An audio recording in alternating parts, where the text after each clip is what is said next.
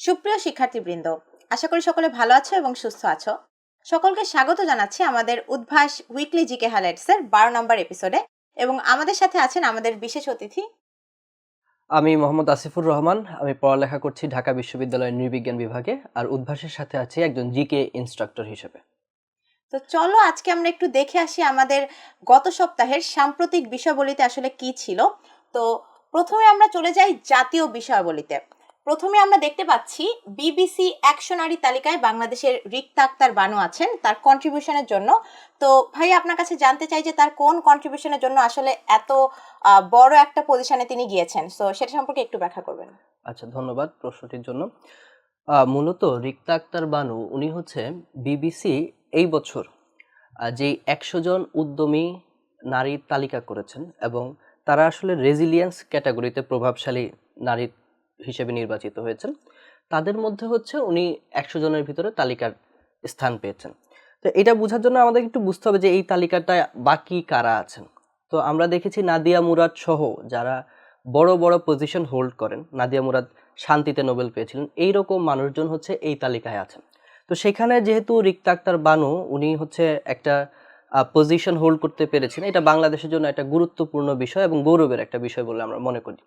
তো এখন প্রশ্ন আসে যে আসলে উনি কিসের জন্য এই যে একজন দৃঢ় নারী বা হচ্ছে রেজিলিয়েন্ট উইমেন হিসেবে বিবিসির এই জরিপে জায়গা পেলেন।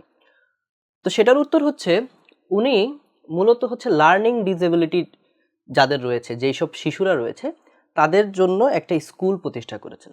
তো এটার ব্যাকগ্রাউন্ডটা আমাদেরকে একটু জানতে হবে। উনি ওনার যে মেয়ে আছেন তাকে প্রাইমারি স্কুলে ভর্তি করাতে গিয়েছিলেন, কিন্তু যেহেতু তার অটিজম আছে বা যেটাকে আমরা লার্নিং ডিসেবিলিটি বলি, উনি এই সমস্যা থাকার কারণে প্রাইমারি স্কুল তার যেই আহ, সন্তান আছেন তাকে ভর্তি নেননি। ফলে উনি একটা আঘাত বোধ করলেন মানসিকভাবে যে আসলে আজকে শুধুমাত্র একটু স্পেশাল চাইল্ড হওয়ার কারণে আমার মেয়েটা স্কুলে পড়তে পারছে না। তো সেখান থেকে তিনি আসলে দমে যাননি, তিনি এটার বিরুদ্ধে একটা প্রতিবাদ স্বরূপ যেটা উনি করলেন, ওনার যত জায়গা জমি আছে এগুলো উনি বিক্রি করে দিয়ে Rikta Akter Banu learning disability school বলে একটা স্কুল উনি চালু করলেন। এবং দেখা গেল যে একটা টাইমে ওই স্কুলের যেই স্টুডেন্ট সংখ্যা সেটাও আস্তে আস্তে বাড়তে থাকলো। 300 জন স্টুডেন্ট এখন বর্তমান সময় এখানে পড়ালেখা করছেন।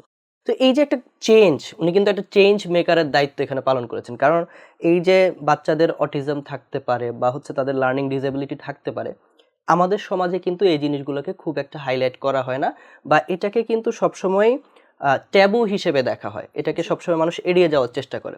উনি সেটাকে এড়িয়ে গেলেন না, বরং উনি নিজের যত সম্বল আছে সেই সম্বলটুকু দিয়ে এই ধরনের বাচ্চারা যেন শিক্ষাবঞ্চিত না হয়, এই জন্য উনি একটা স্কুল করলেন। তো সেই অবদানের জন্যই তিনি কিন্তু বিশ্বব্যাপী এখন পরিচিত হয়েছেন। গত কয়েক মাস ধরেই ওনাকে নিয়ে বেশ আলোচনা হচ্ছে, এবং বিবিসি যে লিস্টটা করেছে সেই লিস্টে নাদিয়া মুরাদ এই ধরনের মানুষের পাশাপাশি কিন্তু উনিও স্থান পেয়েছেন। এটা বাংলাদেশের জন্য একটা গৌরবের বিষয় বলে আমরা মনে করি। জি, অবশ্যই এটা বাংলাদেশের জন্য একটি গৌরবের বিষয়। এক্ষেত্রে আমি একটু জানতে চাচ্ছি যে এখানে তিনি যে স্কুলটা প্রতিষ্ঠা করেছিলেন সেখানে কোনো ইম্পর্টেন্ট ডেট অথবা তার অ্যাকনলেজমেন্টের এই কোনো ডেট কি আসলে অথবা কোনো তারিখ সাল এগুলো কি মনে রাখতে হবে কিনা? না, আমার কাছে মনে হয় যে একদম স্পেসিফিক তারিখ সাল এই জিনিসগুলো আসলে এইসব কেসে মনে রাখার প্রয়োজন নেই, বা উনি কততম হয়েছেন সেটাও আসলে মনে রাখার খুব একটা জরুরি না। কিন্তু যেটা মনে রাখতে পারেন সেটা হচ্ছে যে স্কুলটার নাম কি এবং তার জি, অবদানটা কি, সেইটা মনে রাখলেই এনাফ বলে আমার কাছে মনে হয় আর কি। জি। ধন্যবাদ ভাইয়া। এবার আমরা চলে যাচ্ছি আগরতলায় বাংলাদেশ মিশনে হামলা হয়েছে। তো এক্ষেত্রে ত্রিপুরার রাজধানী আগরতলায় বাংলাদেশ মিশনে হামলা হয়েছে, সেটা সম্পর্কে একটু জানতে চাই। এই হামলার আসলে কারণটা কি ছিল এবং এটার সুদূরপ্রসারী প্রভাবটা আসলে কেমন হতে পারে? আচ্ছা, তো প্রথমে আমাদেরকে একটু বুঝতে হবে যে একটা দেশের হাই কমিশন বা মিশন বলতে কি বোঝায়। আপনি যখনই বলছেন যে ধরেন অমুক দেশে অন্য একটি দেশের হাই কমিশন, তখন আপনাকে বুঝতে হবে ওই যতটুকু জায়গা আছে। হাই কমিশন বলতে কিন্তু বোঝানো হয় যে যতটুকু জায়গা আছে সেই জায়গাটা কিন্তু ওই নির্দিষ্ট দেশের। যেমন আগরতলায় বাংলাদেশের হাই কমিশন মানে হচ্ছে এটা বাংলাদেশেরই একটা অংশ কিন্তু সেই জায়গায়। তো সচরাচর যেটা আমরা মনে করি সেটা হচ্ছে কোনো দেশের হাই কমিশন বা মিশনে যখন হামলা করা হয় বা এই ধরনের হামলার সম্মুখীন যদি তারা হয়, সেটা মূলত সেই দেশের সার্বভৌমত্বের উপরই একটা আঘাত হিসেবে চিহ্নিত হয়। এবং আমাদের বাংলাদেশের ইতিহাসের সাথে তো আগরতলা শব্দটা খুব মানে কানেক্টেড। আসলে আপনি দেখবেন যে 68-তে আগরতলা ষড়যন্ত্র মামলা হয়েছে, এখনো এখানে আমরা দেখতে পাচ্ছি যে আগরতলার মিশনেই হামলা হয়েছে, কারণ কুমিল্লার খুব কাছাকাছি ত্রিপুরার রাজধানী হচ্ছে আগরতলা। তো এখানে যেটা আমরা এখন পর্যন্ত ভারতের কাছ থেকে রেসপন্স পাচ্ছি, ভারত বলছে যে এটা আসলে আনঅর্গানাইজড, মানে বিচ্ছিন্ন ঘটনার মতো, এবং কারা করেছে তারা এখন পর্যন্ত শিওরলি বলতে পারছে না। কিন্তু বাংলাদেশের সাইড থেকে জিনিসটাকে বেশ নিবিড়ভাবেই পর্যবেক্ষণ করা হচ্ছে, এবং এটাকে বাংলাদেশ সরকার খুব একটা হালকাভাবে নিচ্ছে না। কারণ আমরা দেখেছি 5 আগস্টের পরবর্তী সময় থেকেই ভারতীয় মিডিয়া, ভারতের বিচ্ছিন্নতাবাদী গোষ্ঠী থেকে শুরু করে ভারত সরকারও বেশ কিছু অসহযোগিতামূলক আচরণ করছে এখন পর্যন্ত। তো বাংলাদেশের পক্ষ থেকে এটা তীব্র নিন্দা জানানো হয়েছে। আমরা দেখি আসলে এই জিনিসটা কতদূর পর্যন্ত গড়ায়, এবং এইটার ফলশ্রুতিতেই কিন্তু আমরা দেখেছি বাংলাদেশের বিভিন্ন জায়গায় ছাত্র সংগঠন থেকে শুরু করে সবাই কিন্তু একটা জাতীয় ঐক্যের ডাক দিয়েছেন, যে যে কোনো সংকট মোকাবেলায় বাংলাদেশকে এক হয়ে মোকাবেলা করতে হবে।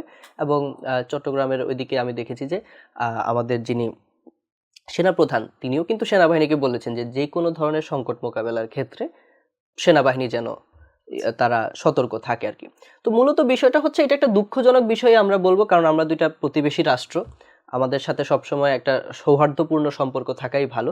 কিন্তু সেই জায়গায় ভারতীয় মিডিয়া এবং যেই বিচ্ছিন্নতাবাদী যারা গোষ্ঠী রয়েছে তাদের দিক থেকে আমরা বেশ ন্যাক্কারজনক হামলাটাই দেখতে পেলাম আর কি। দেখা যাক এই বিষয়টা সামনে কি নিয়ে আসে। ধন্যবাদ ভাইয়া। এরপর আমরা পরের সাম্প্রতিকে চলে যাই। 15 বছরে 234 বিলিয়ন মার্কিন ডলার অবৈধভাবে পাচার হয়েছে। সো অবশ্যই বুঝতে পারছি যে এই যে দুর্নীতি অথবা এসব ব্যাপার যে সামনে আসছে, এটা কতটুকু গুরুত্বপূর্ণ এবং এক্ষেত্রে আমাদের কি কি বিষয় মাথায় রাখতে আচ্ছা, হবে। এইটা আমার কাছে খুব গুরুত্বপূর্ণ আলোচনা মনে হয়, কারণ এখানে যখন আমরা এই আলোচনাটা করতে যাচ্ছি তখনই কিন্তু শ্বেতপত্র কমিটির কথা চলে আসবে। তো আমরা এখানে দেখতে পাচ্ছি দেবপ্রিয় স্যারকে, দেবপ্রিয় ভট্টাচার্য, ওনাকে প্রধান করে 12 সদস্যের একটা শ্বেতপত্র কমিটি তৈরি করা হয়েছে। ডক্টর ইউনূস আসার পরেই সম্ভবত উনি 28 অগাস্টে এটা ঘোষণা করলেন যে আমাদের একটা শ্বেতপত্র কমিটি করতে হবে। এই শ্বেতপত্র কমিটি এটা যাচাই বাছাই করবে যে আমাদের এখন পর্যন্ত যে চুক্তিগুলো আছে, যে উন্নয়ন প্রকল্পগুলো আছে, সেগুলোর মধ্যে কোনটা যথার্থতা আছে, কোনটা যথার্থতা নেই, কোন জায়গায় আসলে দুর্নীতি হচ্ছে, কোন জায়গায় হচ্ছে না, তারা একটা রিপোর্ট আমাদেরকে দিবে। তো তাদেরকে সময় দেওয়া হয়েছিল 90 দিন, এবং দেখা গেল 90 দিন পরে তারা এই রিপোর্টটা দিয়েছেন। এবং এই রিপোর্টটা কিন্তু খুব ছোটখাটো রিপোর্ট না, এটা বেশ বড় একটা রিপোর্ট, 400 পৃষ্ঠার একটা রিপোর্ট তারা তৈরি করেছেন। এবং দেবপ্রিয় স্যার এটাও বলেছেন যে আসলে ওনারা এই কাজটা করছেন বিনা বেতনে, অবৈতনিকভাবে এটা করছেন। কিন্তু যদি আসলে কাউকে পে করতে হইতো তাহলে এটার পেছনে যত অ্যানালাইসিস রিসার্চ করা লেগেছে সেটার জন্য আসলে তাদের পারিশ্রমিক হতো প্রায় 25 কোটি টাকার মতো। কিন্তু দেশের স্বার্থে ওনারা এই কাজটা করেছেন বা বিনা বেতনে করেছেন, এটা খুবই অ্যাপ্রিসিয়েট করার মতো একটা বিষয়। তো এখান থেকে যে জিনিসটা আমাদের জানতে হবে সেটা হচ্ছে যে আমাদের এই শ্বেতপত্র কমিটি, তাদের কমিটি মেম্বার কয়জন ছিল? শ্বেতপত্র কমিটিতে 12 জন মেম্বার ছিলেন, দেবপ্রিয় স্যার ওইটার প্রধান ছিলেন। এর পাশাপাশি উনি যেই অর্গানাইজেশনের সম্মানিত ফেলো, সেটা হচ্ছে সেন্টার ফর পলিসি ডায়ালগ। এরা অনেক বছর ধরে, প্রায় 30 বছরের অধিক সময় ধরে বাংলাদেশে উন্নয়ন খাতে কাজ করে যাচ্ছেন। আর যেটা আমাদেরকে জানতে হবে যে গত 15 বছরের যেই বিভিন্ন দুর্নীতি বা বিভিন্ন জিনিস হয়েছে, সেটার মাধ্যমে দেশ থেকে কিন্তু একটা বিশাল অঙ্কের অর্থ পাচার হয়ে গেছে, এবং সেটার অ্যামাউন্ট খুবই কম না, অ্যামাউন্টটা হচ্ছে 234 বিলিয়ন। ওনারা বলেছেন প্রায় 28টি খাতে বড় ধরনের দুর্নীতি হয়েছে, এবং এর মাধ্যমে দেশ থেকে অনেক টাকা চলে গেছে, এবং প্রতি বছরে গড়ে 16 বিলিয়ন টাকা কিন্তু আমাদের দেশ থেকে চলে গেছে। এর পাশাপাশি ওনারা যেটা বলেছেন সেটা হচ্ছে যে কোনো প্রকল্পে, মানে শ্বেতপত্র কমিটিটাই আমি ব্যাখ্যা করছি, মানে শ্বেতপত্র যে রিপোর্টটা দেওয়া হচ্ছে সেটাই আমি ব্যাখ্যা করছি, যে কোনো প্রকল্পে যতটুকু সময়ের প্রয়োজন তার থেকে গড়ে প্রত্যেক প্রকল্পে 5 বছর করে বেশি সময় লেগেছে। তো গড়ে প্রতি বছর 16 বিলিয়ন করে টাকা পাচার হয়েছে, 5 বছর করে প্রত্যেক প্রকল্পে গড়ে আমাদের সময় বেড়েছে। এর পাশাপাশি যেটা হয়েছে সেটা হচ্ছে যে 70% পর্যন্ত এক একটা প্রকল্পে যেই ব্যয় ছিল তার থেকে বেশি খরচ হয়েছে। সো এই জিনিসগুলো এখন সামনে আসলো আর কি, এবং যেটার কারণে সামনে আসলো সেটা হচ্ছে যে আমাদের এই শ্বেতপত্র কমিটি, তারা আমাদেরকে 90 দিনের মধ্যে কিন্তু রিপোর্টটা দিতে সক্ষম হয়েছে। এবং এই যে শ্বেতপত্রের ধারণা, এটা কিন্তু ইউকে এর পার্লামেন্ট থেকে এসেছে, অর্থাৎ যুক্তরাজ্যের পার্লামেন্ট থেকে এই শ্বেতপত্রের ধারণা এসেছে। তো এই জিনিসগুলো সম্পর্কে যদি আমরা একটু আইডিয়া রাখি, এটা আমাদের জন্য কাজে লাগবে। কারণ হচ্ছে এটাই সম্ভবত প্রথম কমিটি যারা তাদের রিপোর্টটা দিতে পেরেছে, এবং মানে বেশ এক্সটেন্সিভ একটা রিপোর্ট তারা দিয়েছে। জি, ধন্যবাদ ভাইয়া, অনেক কিছুই জানতে পারলাম আমরা এখান থেকে। তারপরের সাম্প্রতিক আমরা চলে যাই, আদানির সঙ্গে চুক্তি বাতিল না হলে পুনর্বিবেচনা চায় বাংলাদেশ। অর্থাৎ এখানে আমরা যেই ইলেকট্রিসিটির ব্যাপার বা বৈদ্যুতিক যেই সব চুক্তি ছিল সেটা সম্পর্কে বলা হচ্ছে, এটার গুরুত্ব কতটুকু এবং এক্ষেত্রে এটারও সুদূরপ্রসারী প্রভাব আসলে বাংলাদেশের সাথে বিভিন্ন ধরনের সম্পর্ক স্থাপন করা অথবা সম্পর্ক মেনটেন করার ক্ষেত্রে কি ধরনের প্রভাব ফেলতে পারে। গৌতম আদানির নাম সম্ভবত আপনারা সবাই শুনেছেন। উনি বিশ্বের সবচেয়ে ধনী মানুষগুলোর মধ্যে একজন। আমরা ভারত নিয়ে এখন যখনই কথা হয় সবাই প্রথমে আম্বানির নাম বলে, মুকেশ আম্বানির নাম বলে, তারপরে কিন্তু আদানির কথাটা চলে আসে। তো আদানি, এই গৌতম আদানি, ওনার যে গ্রুপ, এটার নাম হচ্ছে আদানি গ্রুপ অফ ইন্ডাস্ট্রিজ। ওরা মূলত অনেক কিছু তারা করে, কিন্তু তাদের মূল ব্যবসাটা হচ্ছে পাওয়ার সাপ্লাই, বা হচ্ছে এই যে আপনার জ্বালানি খাত বলেন, বিদ্যুৎ বলেন, এইটার উপরেই তাদের মেইন যে ব্যবসা। তো গৌতম আদানির উপর বর্তমানে ইউনাইটেড স্টেটস বা মার্কিন যুক্তরাষ্ট্র বর্তমান সময়ে তারা হচ্ছে বেশ কিছু, আপনার এটাকে কি বলে, তার উপরে হচ্ছে যে বেশ কিছু চার্জেস এনেছে, এবং সেগুলোর এখন তদন্তও চলছে। তো এমন একটা পরিস্থিতিতে এসে বাংলাদেশের আমরা দেখলাম যে সরকার পরিবর্তন হলো। তো সেই জায়গায় যেহেতু এটা অনেক আগের চুক্তি, এই চুক্তিটা 25 বছর মেয়াদি একটা চুক্তি ছিল। তো হুট করে তো আপনি চুক্তি আসলে চাইলেই বাতিল করে দিতে পারবেন না। সেক্ষেত্রে হাইকোর্টের কিছু বিধি নিষেধ বা কিছু বিষয় থাকে। তো আমাদের যিনি জ্বালানি উপদেষ্টা ফজল কবির খান, উনি বলেছেন যদি ইন কেস হাইকোর্ট আমাদেরকে এটা বলে যে আমরা এই চুক্তিটা বাতিল করতে পারবো না, সেক্ষেত্রে এই চুক্তিটা ওনারা পুনর্বিবেচনা করতে চান। কারণ হচ্ছে গৌতম আদানি সাহেব ওনার গ্রুপের যেহেতু পাওয়ার বিজনেস আছে ওনাদের, তো সেই কারণে উনি ইন্ডিয়া থেকে বেশ কিছু কর মৌকুফ সুবিধা লাভ করেন, যেটার উদ্দেশ্য ছিল এরকম যে যাদের কাছে উনি পাওয়ারটা সাপ্লাই করবেন, ইলেকট্রিসিটি সাপ্লাই করবেন, তাদেরকে যেন একটু কম প্রাইস উনি অফার করতে পারেন। কিন্তু চুক্তিগুলা যখন পর্যালোচনা করা হলো, দেখা গেল যে বাংলাদেশ তার থেকে আসলে ঠিকই বেশি দামে ইলেকট্রিসিটিটা কিনেছে। অ্যান্ড অ্যাজ আ নেশন এটা কিন্তু আমাদের জন্য একটু প্রবলেমেটিক। কারণ হচ্ছে আমাদের ইলেকট্রিসিটির চাহিদা অনেক বেশি, এবং যদি আমরা একটা বাল্ক অ্যামাউন্ট অফ ইলেকট্রিসিটি বেশি দাম দিয়ে কিনি, তাহলে তো আমাদের যেই অর্থনীতি সেটা আসলে ভঙ্গুর হয়ে যাওয়ার চান্স অনেক বেশি। তো এটা দীর্ঘ সময় ধরে এরকম চলেছে, আমরা বেশি দামে আদানি থেকে আসলে ইলেকট্রিসিটি কিনেছি। তো ইন কেস যদি আমরা চুক্তি বাতিল করতে না পারি হাইকোর্টের রায় অনুযায়ী, সেক্ষেত্রে আমাদের জ্বালানি উপদেষ্টা বলেছেন যে এটাকে আমরা পুনর্বিবেচনা করতে হবে। কারণ হচ্ছে যে অত্যাধিক বেশি দামে আমরা তাদের থেকে বিদ্যুৎ কিনছি। তো এই ক্ষেত্রে যে জিনিসগুলো জেনে রাখা যেতে পারে, যে আদানি গ্রুপ সম্পর্কে আমরা একটু জেনে রাখতে পারি, তাদের সাথে চুক্তির যে মেয়াদ সেটা আমরা জেনে রাখতে পারি। আমরা অলরেডি বলেছিলাম যে 25 বছরের চুক্তি হয়েছে। আর যেটা জানা যেতে পারে যে এই যে বিদ্যুৎ খাত সংক্রান্ত কিছু টেকনিক্যাল আমাদের টার্মস আছে, সেটা হচ্ছে ক্যাপাসিটি চার্জ কি, ঠিক আছে, বা কুইক রেন্টাল বিদ্যুৎ কি, এই জিনিসগুলো আমরা একটু যদি জেনে রাখি, তাহলেই আমার কাছে মনে হয় যে এই ব্যাপারটায় মোর দ্যান ইনাফ ইনফরমেশন হয়ে যাবে। জি ভাইয়া, এক্ষেত্রে যেহেতু বাংলাদেশ পুনর্বিবেচনা চাচ্ছে, মানে ভবিষ্যতেও তো হয়তো আরো কিছু পরিবর্তন হতে পারে নিউজ যদি আসে, তো সেক্ষেত্রে আসলে কোন কোন বিষয়ের দিকে লক্ষ্য রাখতে আচ্ছা, হবে? মানে এই বাংলাদেশের বর্তমান রিসেন্ট যে কোনো টপিক পড়ার ক্ষেত্রেই মানে যেটা সবচেয়ে বড় টেকনিক্যালিটি আমরা ফেস করছি, সেটা হচ্ছে যে এটা খুব গ্রস চেঞ্জ হচ্ছে, খুব তাড়াতাড়ি যে কোনো কিছু জি। চেঞ্জ হচ্ছে। তো আমি নরমালি যেটা মানুষকে বলবো সেটা হচ্ছে যে মানে খুব বেশি ডিটেইলড ওরিয়েন্টেড হওয়ার দরকার নাই, মানে খুব বেশি ভিতরে গিয়ে এগুলো পড়ার দরকার নেই, ইনফরমেশন মুখস্থ করার দরকার নেই। জাস্ট কিছু জিনিস যদি জেনে রাখেন যে আদানি গ্রুপটা কি, ওরা কি নিয়ে কাজ করে, মানে ওদের সাথে আমাদের চুক্তিটা কি নিয়ে, এগুলো যদি একটু জেনে রাখে, তাহলে লেটেস্ট যখন একদম বড় কিছু একটা ডিসিশন হয়ে যাবে, এটা কিন্তু এখনো একটা পুনর্বিবেচনার মধ্যে আছে, ডিসিশন কিন্তু এখনো হয়নি, তাহলে ওই জিনিসটা উনি পিক করতে পারবেন যে এই আলোচনাটার ক্ষেত্রে এই এই জিনিসগুলো আমার জন্য গুরুত্বপূর্ণ। বা গৌতম আদানিকে ওনারা চিনে রাখলেন, আমাদের চুক্তির মেয়াদটা জেনে রাখলেন, এই পর্যন্তই। কারণ এখন আমরা দেখছি যে যে কোনো একটা রিসেন্ট ইস্যুই আজকে একরকম কালকে একরকম হয়ে যাচ্ছে। সো খুব বেশি একদম মুখস্থ প্রবণতার থেকে যদি একটু বের হয়ে আমরা আসতে পারি, এসে যদি জাস্ট এই জিনিসগুলো জেনে রাখা যে ওদের সাথে আমাদের ডিলটা কিভাবে হচ্ছে। ভারতের সাথে তো আমাদের অনেক কিছুতেই চুক্তি হচ্ছে, এবং দেখা যাচ্ছে যে বেশিরভাগ চুক্তির ক্ষেত্রেই কিন্তু এখন পুনর্বিবেচনা করার যে বিষয়টি সেটি কিন্তু সামনে চলে আসছে। সেটা শুধুমাত্র যে এই আদানি গ্রুপের সাথে এরকম না, অনেকগুলো চুক্তি নিয়েই আলোচনা করা হচ্ছে। আমি গত কিছুদিন আগে একটা জিনিস দেখলাম যে সেটা হচ্ছে যে আমরা আরএমজি সেক্টরেও তাদের সাথে বেশ কিছু চুক্তি আমাদের ছিল। তো সেই জিনিসগুলো হয়তো বা একটু বিবেচনা করার কথা বলা হচ্ছে আর কি। তো দেখা যাক সামনে কি হয়। এখান থেকে মোটামুটি আমরা এই আদানি গ্রুপ সম্পর্কে যদি একটু জেনে রাখি এবং এই আমাদের যে ভারতের সাথে আমাদের যে বিদ্যুৎ সংক্রান্ত চুক্তি সেটা জেনে রাখলেই মোর দেন ইনাফ বলে মনে হয়। ঠিক আছে, ধন্যবাদ ভাইয়া। এরপর আমরা চলে যাচ্ছি আমাদের স্পোর্টসের সাম্প্রতিক বিষয়ে। 15 বছর পর ওয়েস্ট ইন্ডিজের টেস্ট জিতলো বাংলাদেশ, বাংলাদেশের জন্য অনেক বড় একটা সাফল্য এটা। তো এক্ষেত্রে স্পোর্টসের আমরা কিছুদিন আগেও দেখতে পেয়েছি স্টাফ ওমেন চ্যাম্পিয়নশিপে মেয়েদেরও সাফল্য। এখন আমরা এখানেও আবার দেখতে পাচ্ছি যে বাংলাদেশের অনেক বছর পর এই যে একটা সাফল্য এসেছে, এক্ষেত্রে আসলে কোন কোন বিষয়ের দিকে আমাদের লক্ষ্য রাখতে হবে স্পোর্টসের ক্ষেত্রে? আচ্ছা, বাংলাদেশ ক্রিকেট টিম জিতেছে, জেতার মাধ্যমে তারা একটা টেস্ট সিরিজ ড্র করেছে। তবে আমি এখনো স্টুডেন্টদেরকে এটাই বলি, কারণ হচ্ছে যে মানে আমাদের যে ক্রিকেট টিম তারা জিতছে, ভালো করছে, কিন্তু তারপরেও তারা যেটা না সেটা হচ্ছে কনসিস্টেন্ট না।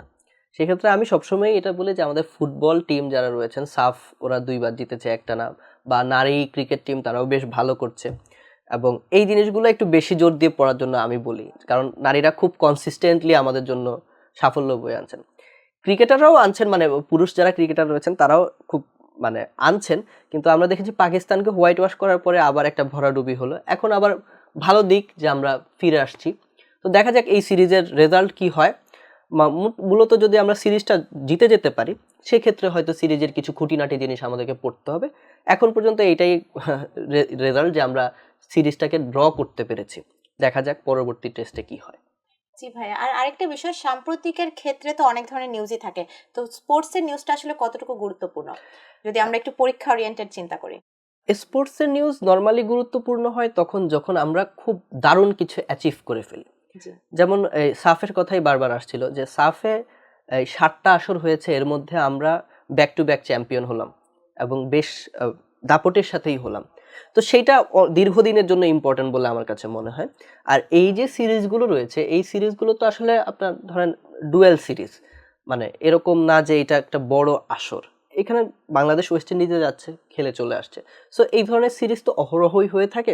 সেক্ষেত্রেও যদি আমরা বেশ কিছু রেকর্ড পাই, আমরা যদি দেখি যে একদম বিশাল মার্জিনে আমরা হারিয়ে দিচ্ছি, তখন সেটা একটু গুরুত্বপূর্ণ হয়ে উঠতে পারে। যেমন আমরা বাংলাদেশ ওয়েস্ট ইন্ডিজকে হারিয়েছে, তারা 101 রানে হারিয়েছে। তো এরকম মানে আউটস্ট্যান্ডিং কিছু যদি হয়ে যায় তখন সেটাকে বেশি গুরুত্বপূর্ণ বলে আমরা মনে করব। রাদার এই ছাড়া নর্মাল যদি কোনো আমাদের অ্যাচিভমেন্ট থাকে সেগুলাকে আমরা জাস্ট জেনে রাখলেই হচ্ছে আর কি। ধন্যবাদ ভাইয়া, আমরা অনেক কিছু ইনসাইটস পেলাম আসলে কোন কোন নিউজকে একটু বেশি গুরুত্ব দিতে হবে, এবং নিউজেরও আসলে কোন কোন সাম্প্রতিক বিষয়গুলোর কোন কোন পার্টকে আমরা আসলে কোনভাবে অ্যাপ্রোচ করব সেটাও জানতে পারলাম। এবার আমরা চলে আসি আমাদের আন্তর্জাতিক বিষয়াবলিতে। প্রথমেই আছে 50 বছর পর দক্ষিণ কোরিয়ায় হঠাৎ martial law. So martial law সম্পর্কে প্রথমে একটু জানতে চাবো, তারপর আমি জানতে চাই এই যে 50 বছর পর দক্ষিণ কোরিয়া হঠাৎ মার্শাল ল জারি হলো, এটার পিছনে কারণ কি ছিল এবং এক্ষেত্রে আমাদের কোন কোন ডিটেলস আসলে একটু মাথায় রাখতে হবে। আচ্ছা, ধন্যবাদ। তো আমি যেটা বলতে চাই সেটা হচ্ছে যে এই যে মার্শাল ল জারি হয়েছে দক্ষিণ কোরিয়ায়, এই জিনিসটা আমি পেপার থেকে যতটা না জেনেছি, তার আগে আমি জেনেছি আমার ভাইয়ের কাছ থেকে, সে এখন দক্ষিণ কোরিয়া অবস্থান করছে। তো খুবই ইন্টারেস্টিং একটা বিষয়। তো তাদেরকেও খুব বেশি ম্যাচ লেভেলে জানানো হয়নি, হঠাৎ করেই মার্শাল ল জারি করে দেওয়া হলো এবং 2 ঘন্টা পরে এই মার্শাল ল আবার উঠিয়ে ফেলা হলো। সো প্রথম দিকে যখন মার্শাল ল জারি করা হলো সবাই চিন্তা করলো যে হয়তো উত্তর কোরিয়া দক্ষিণ কোরিয়া কোনো একটা সংঘাত আবার হচ্ছে, দীর্ঘমেয়াদী কিছু একটা হবে। পরে জানা গেল যে ব্যাপারটা আসলে এরকম না। ওনাদের যিনি প্রধান মন্ত্রী রয়েছেন, ইউন সুক ইউল ওনার নাম, তো উনি নির্বাচিত হওয়ার পর থেকেই বিরোধী দল যারা রয়েছে তারা তাকে বেশ কোণঠাসা করে ফেলছিলেন আর কি। এবং দেখা যাচ্ছে যে উনি যেই বিলটাই পাশ করতে যাচ্ছেন বিরোধী দলের ভেটোর কারণে সেটা পেরে উঠছিলেন না, এবং বেশ কিছু কেলেঙ্কারিতেও তার নাম আস্তে আস্তে চলে আসছিল।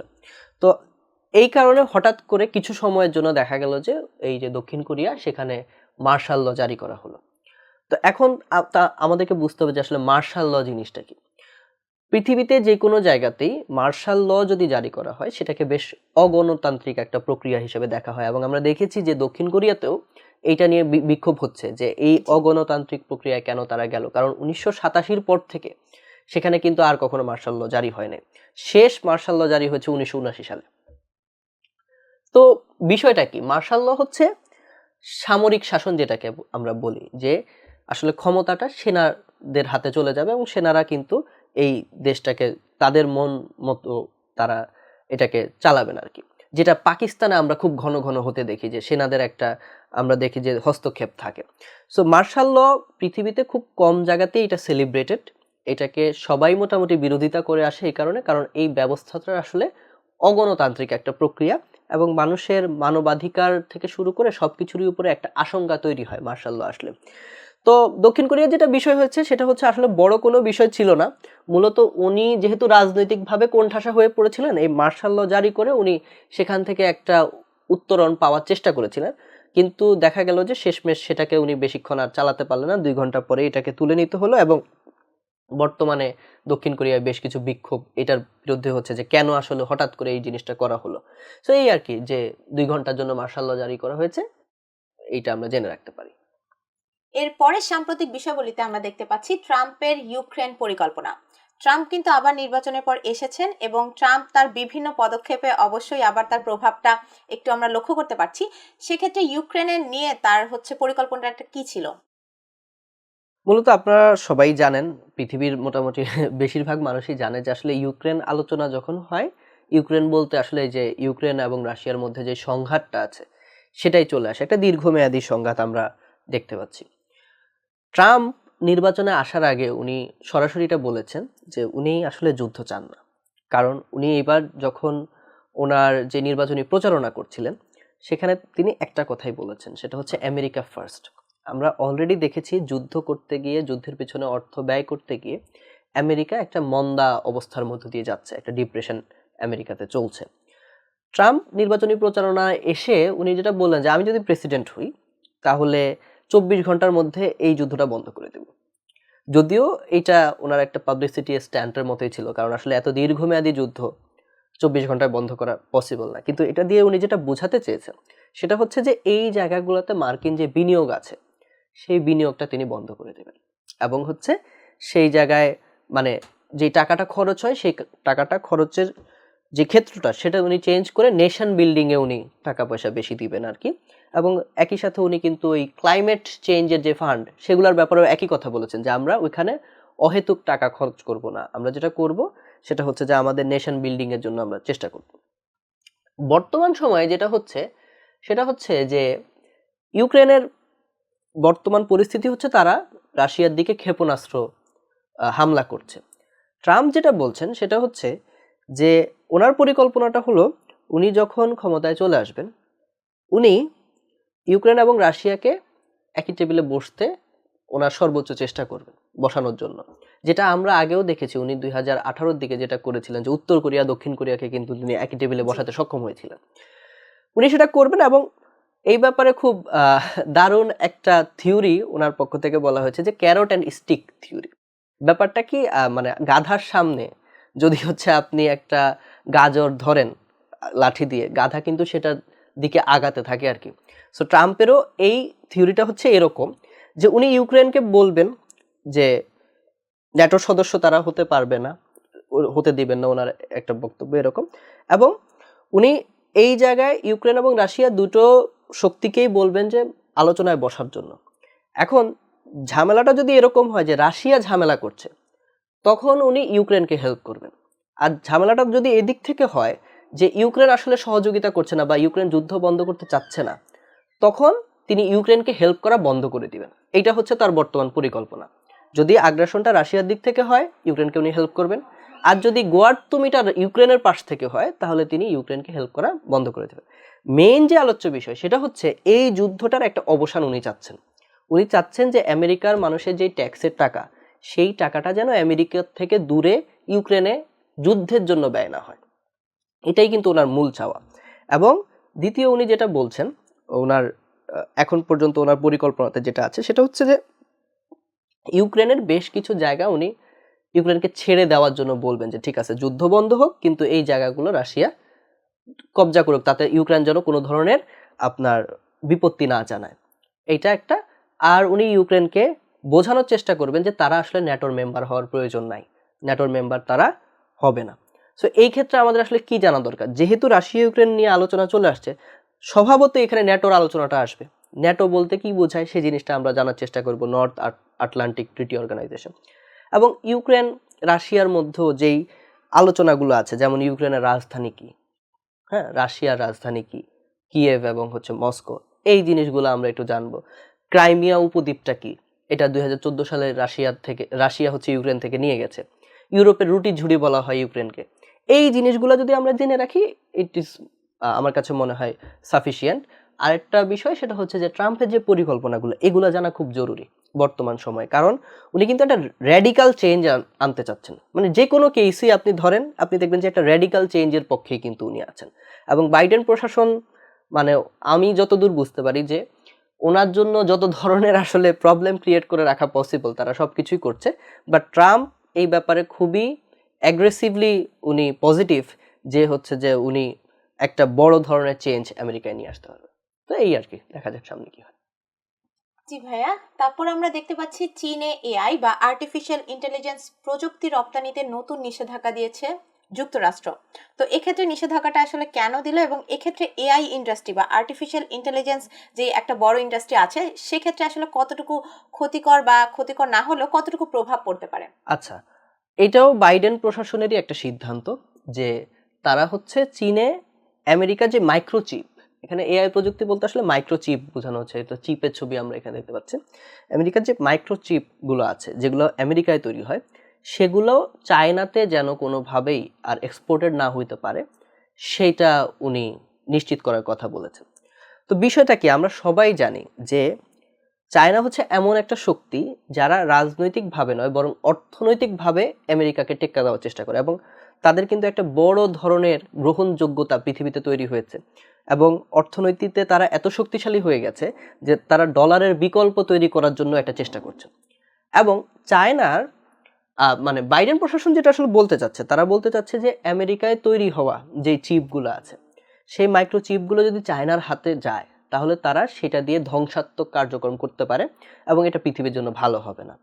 কিন্তু আমার মনে হয় না এটাতে চায়নার আসলে তেমন কিছু যায় আসে, কারণ শি জিনপিং উনি ক্ষমতায় আসার পর থেকে উনি একটা জিনিস কিন্তু এনশিওর করেছেন, সেটা হচ্ছে সব কিছুর অল্টারনেটিভ কিন্তু চায়নার কাছে আছে।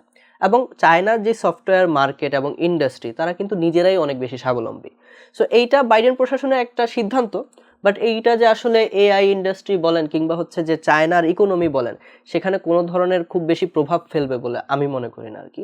তো তারপর আমরা একটু জেনে রাখতে পারি, এটা একটা নতুন নিষেধাজ্ঞার কথাই বলতে পারেন, বা হচ্ছে মানে আমেরিকার যে অস্ত্র, সেটা হচ্ছে যে তারা যে কোনো কিছুর উপর নিষেধাজ্ঞা দিয়ে দেয়।